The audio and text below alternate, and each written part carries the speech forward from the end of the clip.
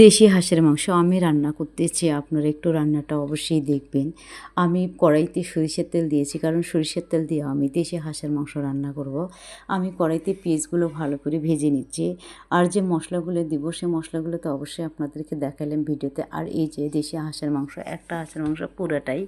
তো আমার বর বলতেছে আজকে তো বৃষ্টির দিন, তুমি হাঁসের মাংস কালা ভুনা করো। তো কালা ভুনা করার জন্য আমি সকল কিছু নিয়েছি।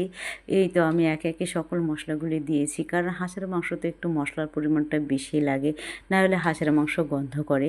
আর হাঁসের মাংসটা আসলেই যখন যেটা ফ্রিজেরই হোক বা তাজা তাজাই হোক, তো একটু গরম পানি দিয়ে ধুয়ে নিলে হাঁসের যে একটা কাউরা কাউরা গন্ধ করে, যেটাকে গ্রাম্য ভাষায় বলে, ওইটা থাকবে না।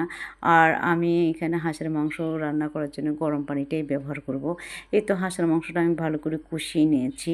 হাঁসের মাংস আস্তে আস্তে জাল করে ভালো করে কষিয়ে নিলে মাংসটা ভালো হয়। আমি সাথে কয়েকটা রসুন দিয়ে দিলাম, গোটা রসুন হাঁসের মাংসের সাথে খেতে ভালোই লাগে। আর এই তো আমি গরম পানি করেছি, গরম পানি দিলাম একটু সিদ্ধ হওয়ার জন্য, কারণ হাঁসের মাংস যদি হাঁস বেশি বয়স হয় তাহলে হাঁসটা একটু সিদ্ধ কম হবে, কারণ গরম পানি দিলে মাংসটা তাড়াতাড়ি সিদ্ধ হবে। তো বন্ধুরা, আপনারা তো অনেকেই কমেন্ট করেছেন যে আপু আপনার রান্নাগুলো সবসময় অনেক সুন্দর হয়। তো সুন্দর রান্না পেতে অবশ্যই লাইক কমেন্ট শেয়ার